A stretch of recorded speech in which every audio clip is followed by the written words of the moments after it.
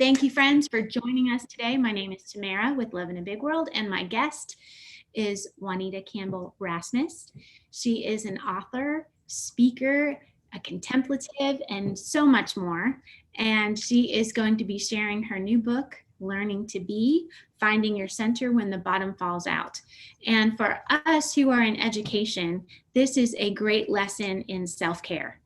I am talking with educators from around the country every week, and I am hearing about the stress and overwhelm that most are in the midst of the pandemic and the civil unrest in the country, and all the hits that have had to happen in education as a result of everything that's going on in our world.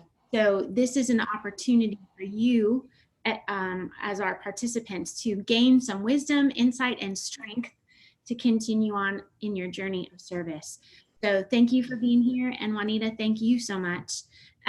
Would you please, just before we dig into our questions today, would you please just share a little bit more about you and your background? Sure. My name is Juanita Campbell Rasmus. I'm a native Houstonian. I've been married for 35 years to Rudy, this incredible guy, you know. We serve as co-pastors of St. John's downtown, Houston. We started with 9 members in our congregation, and it has grown to many, many thousands, probably 12 or 15,000 at its height. Lots of service to the community.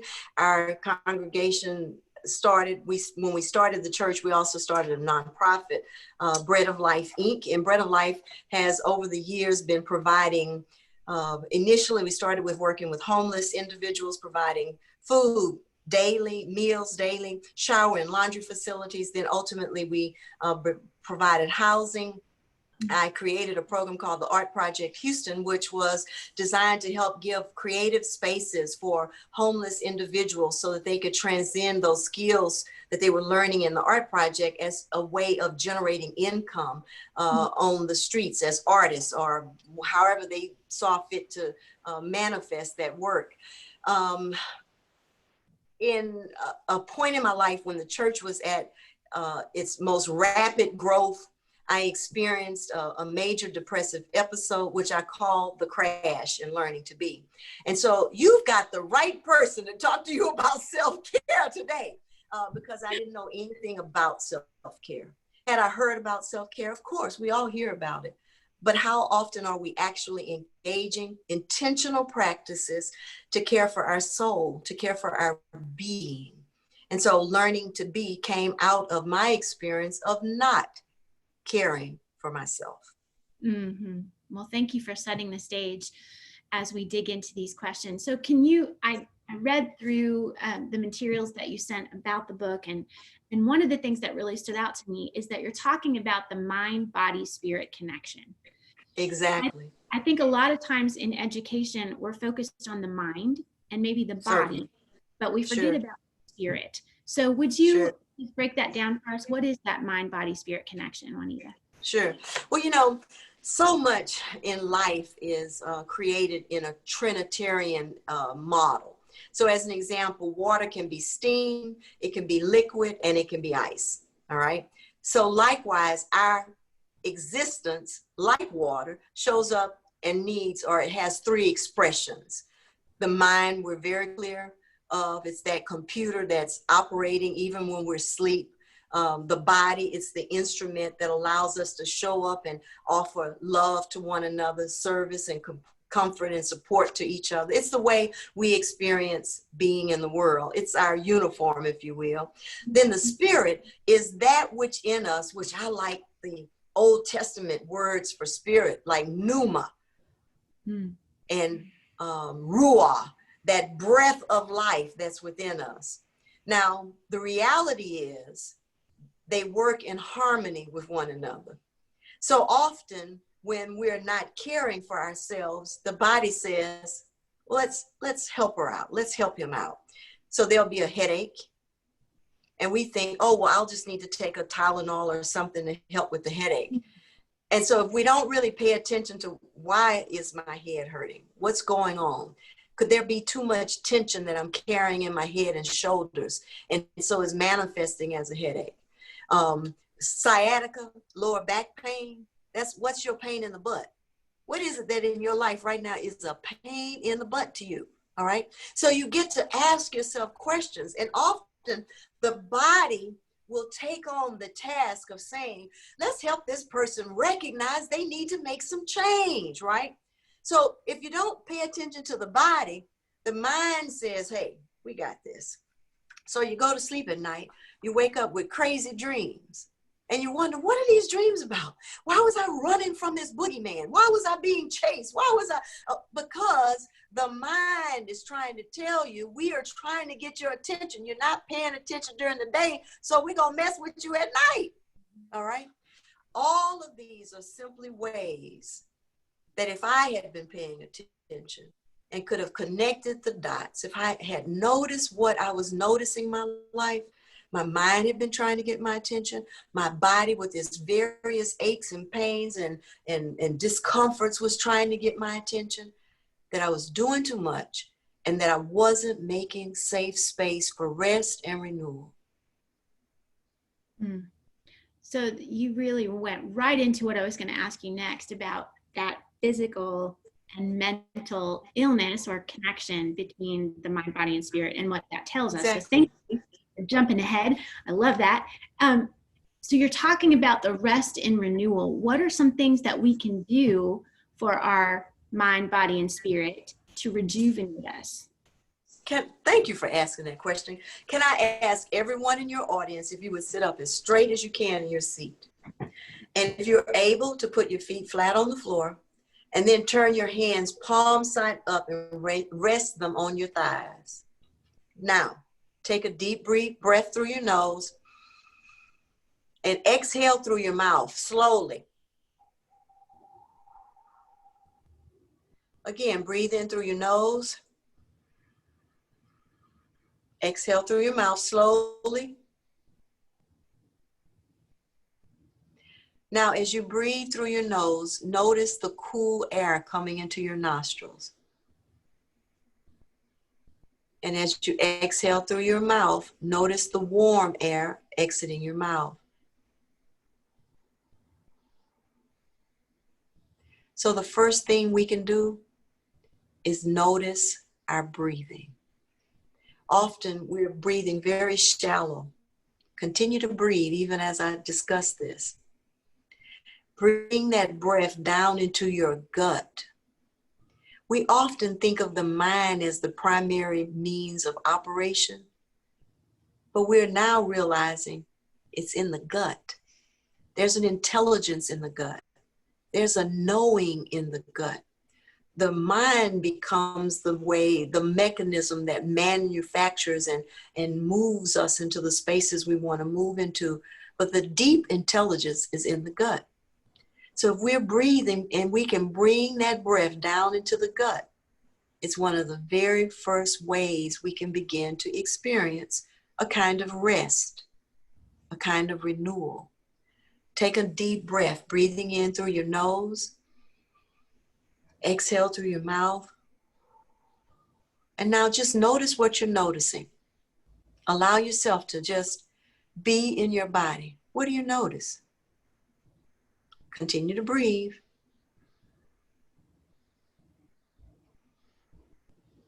I notice for me, I can feel the tension in my neck and shoulders.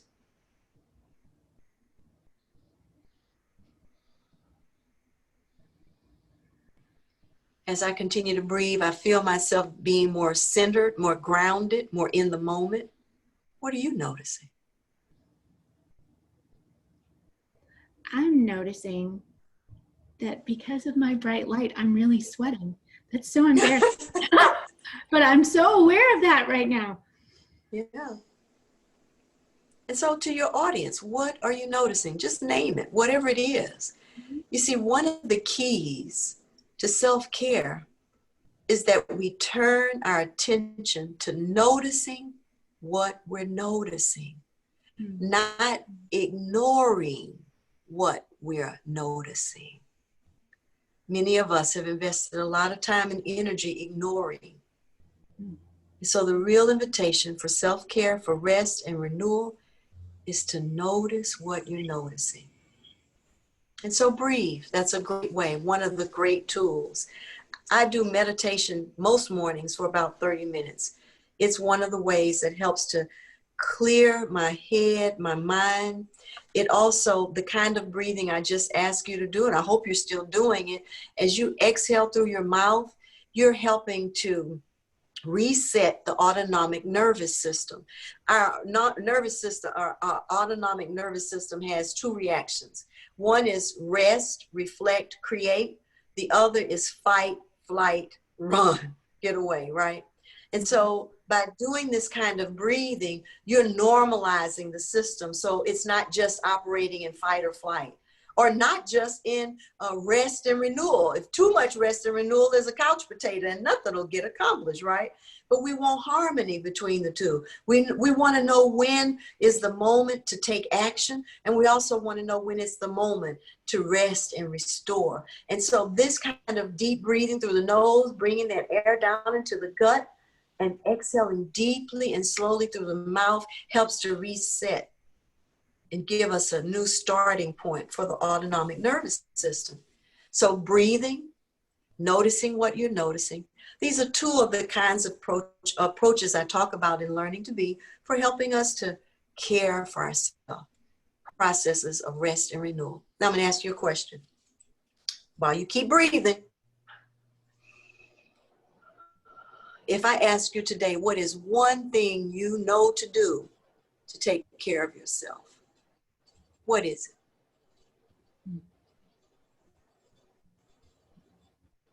For me, drinking more hot tea in my favorite teacup with the salsa, listening to some cello music playing. That's an incredible way of restoring me. It's a way that renews me and refreshes me. And so most of us know at least one thing to do. So here's your third point. First was breathe. Notice what you're noticing. Do what you know to do. Do one thing you know to do. Mm-hmm. For those of you who are educators and you're at home with your children, I have an idea I want to share with you. Now, it may not work as effectively if you have children under the age of 3, but if you make yourself a big smiley face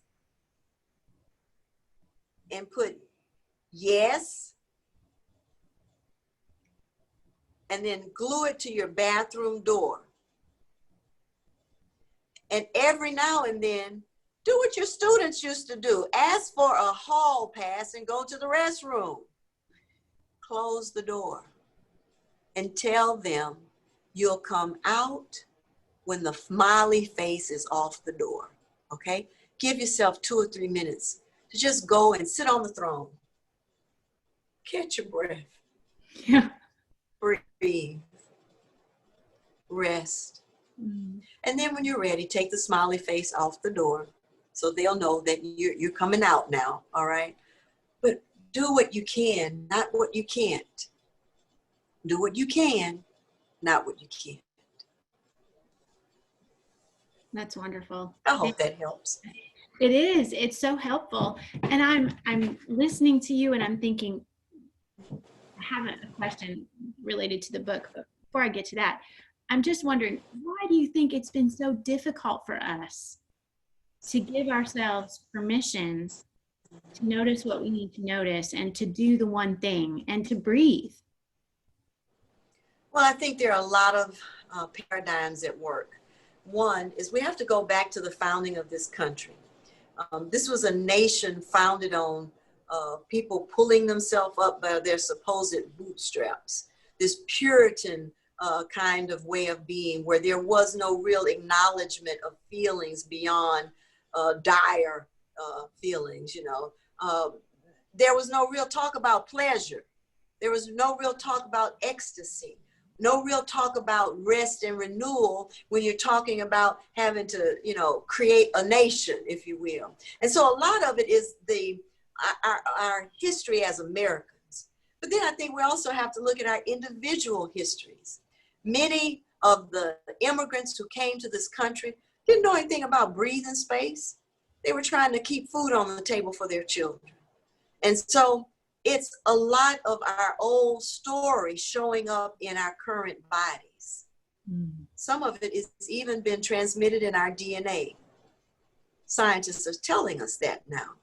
And so what you and I are given the freedom to do, and I suggest we take it, is to notice what we're noticing and begin to engage ways that are life-giving to us. No doubt there were ways that were worked into the day that gave people an opportunity for pause. I think probably when women used to wash their clothes together in community and hang those clothes on the line, it gave them a moment to just be girls, to just be women. Girl, what, how are you making it? Giving each other tips and pointers. And so we're not hanging clothes on the line, but we're showing up on Zoom and we're trying to encourage each other. Yes, yes, that's good. So what is the lesson that we can learn from depression? Because you mentioned that you went through a depressive episode. So what is one of the biggest lessons? Because I think people tend to be afraid of those negative emotions or those dark times of the soul. Exactly. So one of the things I mentioned it. Oh, I'm sorry. What'd you say? I was just saying they can really be learning times. They can really be. Oh, absolutely. Yeah. Exactly. And I have a TED talk that you can go to TED.com, and I really go into a lot of detail, but here's the nutshell. So often when a diagnosis, particularly a mental health diagnosis, a physical diagnosis, a divorce, some disaster, some disorientation happens in our life, most of us just want to run away from it as soon as possible, right? But I want to suggest to you that the darkness of devastation, divorce, a diagnosis, whether it's a mental one or a physical one, whether it's the fact that your job is not, your job performance isn't what you like it to be, whatever the thing is that seems to be your space of disorientation, it has a lot to teach you. And so instead of running away from it, I invite you to turn to it and say, why are you here? And what do you want to teach me? And that's really the big learning for me in learning to be, is learning to be with that thing that we don't want, that thing that's uncomfortable, that place of discontentment, learning to be with it because it's a teacher. If we will learn what it has to offer, we won't have to repeat the class. And the class will show up in all kinds of ways. Maybe it won't be a mental health diagnosis this time. Maybe it'll be something else. But if we'll pay attention and learn what it has to offer, claim those as our divine treasure, then you'll be going somewhere. That's good. So friends who are participating, I just want to open it up to you in the chat. If you have a question for Juanita, please go ahead and type that in. And until some of those pop up, I have a few more questions for you. All right. We're living in unprecedented times. I was looking earlier at lunch at the latest news reports about what's happening in California with the wildfires. And then, of course, in your area in Louisiana and Texas, we had the hurricane the other week. And then we've got the pandemic and the civil unrest. I mean, I've never seen anything like this in my lifetime. Yeah. What are some tips that you can share with us as caring adults in the lives of children? Some additional tips about how we can, first of all, take care of ourselves in the midst of all this craziness, and then also teach our kids how to learn to be as well. Okay, sure. So number one, I want to say this to you. These are different times. These are very disorienting times. Prior to COVID-19, we had an orientation. It wasn't a perfect world necessarily, nor were our lives perfect. All of us can see something that we could have done different possibly. But that was an orientation. In times of disorientation, the objective is that we will get to a place of new orientation or reorientation, all right? While we're in this disorientation, think of the caterpillar that creates that chrysalis and then literally dies, becomes liquid, so that as it is transformed and becomes the butterfly, and then ultimately exits the chrysalis to a new life. We're all dying to some extent. The Hebrew text talks about dying to the self. The Greek text talks about dying to the self. Now, I'm going to say this: be kind while you're dying. Be kind to yourself. Take off the girdle. Take off the corset. These are not girdle days. These are be kind days. But not only take off the corset for yourself, be aware that our children, our students don't necessarily have names for the feelings they're experiencing. Things in their home life is in a space of disorientation. So there's a word called grace. Give yourself some grace first. Then that creates capacity for you to give your students grace. You see, if you clamp down on yourself right now, you're going to clamp down on those students. They don't deserve that, and neither do you. Be kind to yourself. So if that means that one thing that you know would give you life, give yourself that one thing. You know, these are days where I'm saying, eat dessert first. We might not be here for dinner.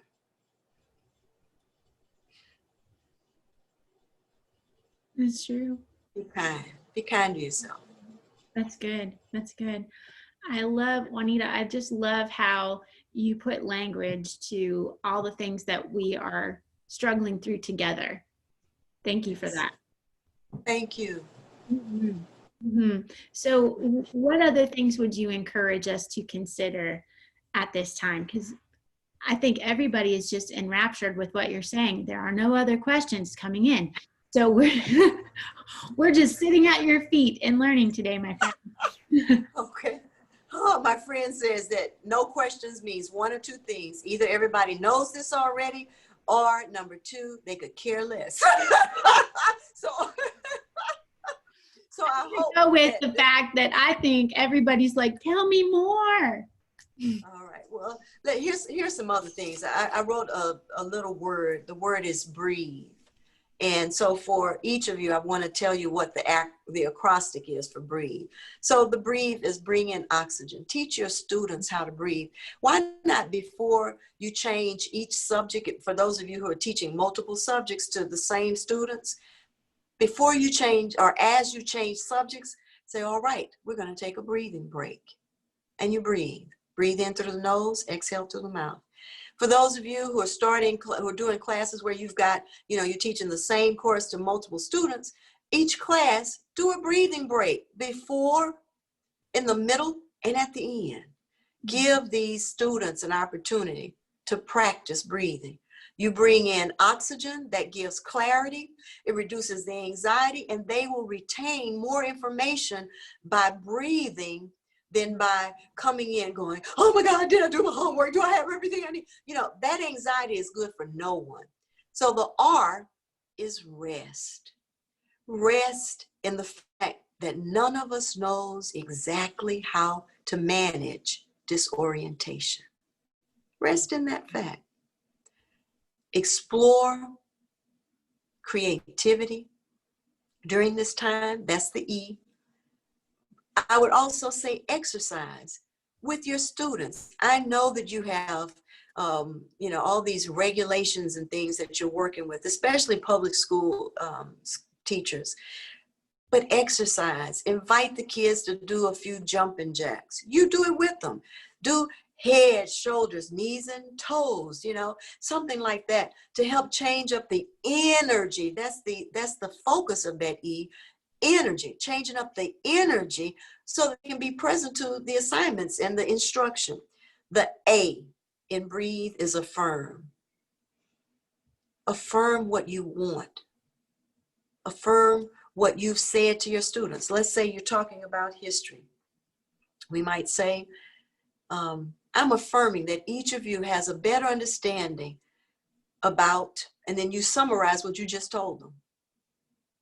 I'm affirming. You're speaking in a way that their head is going, affirming? She's affirming me? And she's affirming, or he's affirming this? Okay, because so many students aren't affirmed in anything.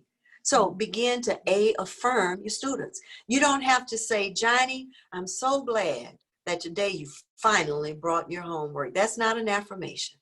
But what you can say is, students, I'm so glad you're present. I am affirming your presence. The T is tune.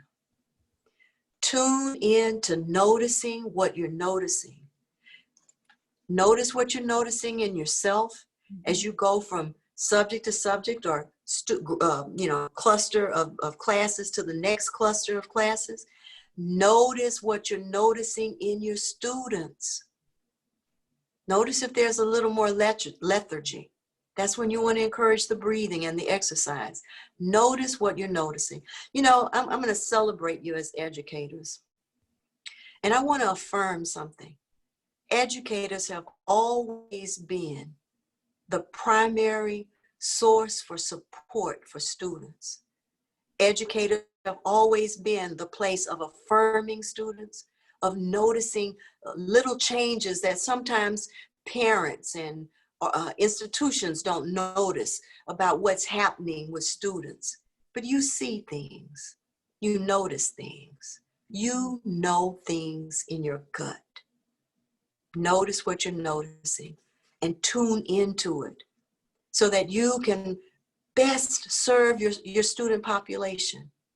I'll give you, I don't know how many of you are teaching at the secondary level, but I was in a conversation earlier this week with the president of a seminary and an instructor in a secondary level institution. And he said that one of his colleagues had told him that normally this particular week in the syllabus, there was 300 pages of reading to be done.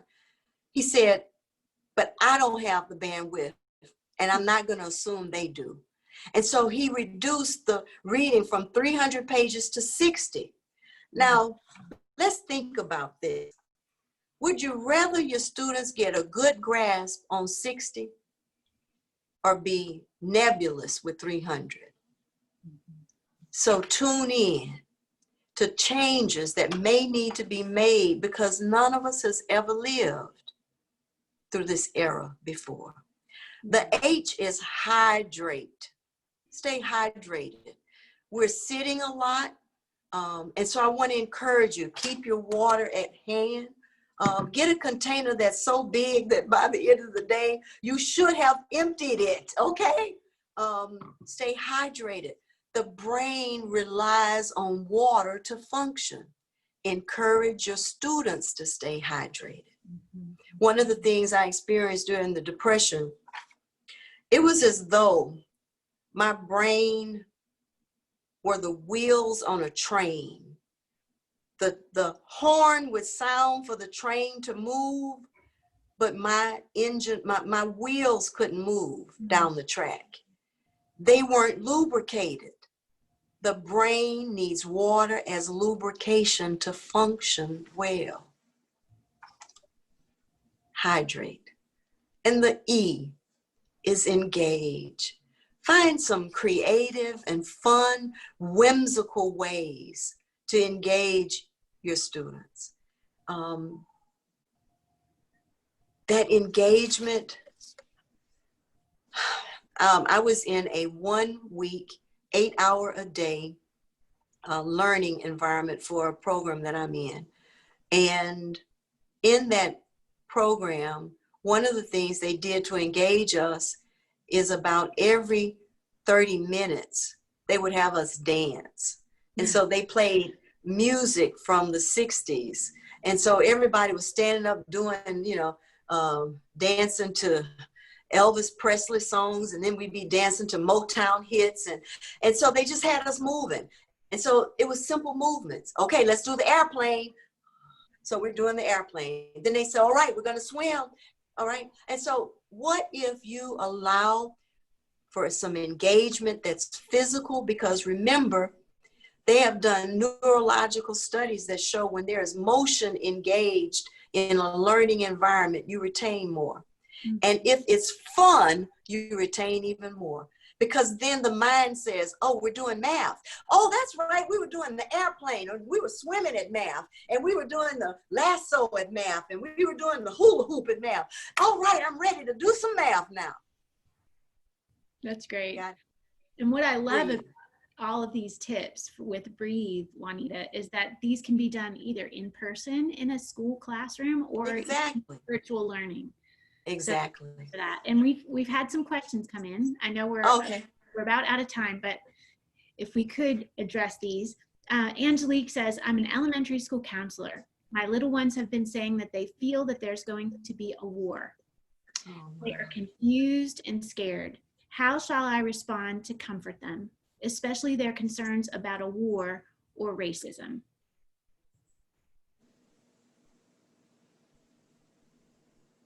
You know, that's a very good question. I would say that you have the answer within you. And so I want to invite you to take some deep breaths and get quiet. Breathe in deeply and fully. Exhale deeply and slowly. And tune in to your own inner child, who is the age of the students who have been coming to you. What would your inner child want to hear as it relates to war? Notice what you're noticing, and then word that in the age-appropriate way for your students. See, you already have a vocabulary for talking to children this age. I don't. But you can tune in to the inner child that's still in you, because we still carry our inner child. We carry our teenager. We carry our freshman and college student within us. And you have all those years of wisdom and experience, not even including your training, to draw upon. Breathe in deeply and fully. Exhale deeply and slowly. Tune in and find the insight that's already within you to present to these young people. You already have what you need. Thank you. And thank you for asking that question, Angelique. Absolutely. Thank you, Angelique. And you know what? I would really like to hear what you say to them. So if you'll email me at juanitarasmus.com, I would love to hear what your internal wisdom offered for those young people.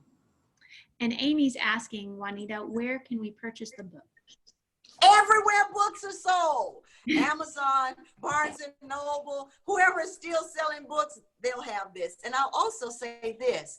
This would be a great book to ask your library to have as well. And so invite the library to get this book. Do you even think that this might be a good professional development book, like for teachers to do a book club around? This is exactly a good professional development book, because one of the things I do in Learning to Be is behind each chapter, there's a section called Pause to Reflect. And I'm going to be doing some conferences and workshops around this material. So join me on social media and stay tuned to how this will emerge as opportunities to go deeper. Thank you for asking. Yes, yes. Well, Juanita, thank you so much for your time today. And where can people find you on social media? I'm on Twitter, I'm on Facebook as Juanita Rasmus, or in some cases, Pastor Juanita. And Juanita is spelled Juanita. Rasmus is Rasmus, Juanita Rasmus. It's been such a pleasure being with you today, Tamara, and your guest and everybody. Thank you so much for having me today. It's been an honor. Thank you. And Amy already pre-ordered the book on Amazon. Wow, Yay! Thank you. So thank you so much for sharing your wisdom. And friends, we will follow up with a follow-up email with the resources that Juanita mentioned, so you can follow along with her work and get more involved. Thanks for spending some time with us today. And remember, love in a big world. We'll see you next time. Bye-bye. Love you all, and there's nothing you can do about it. Don't even try. We're friends now. Thank you, Juanita.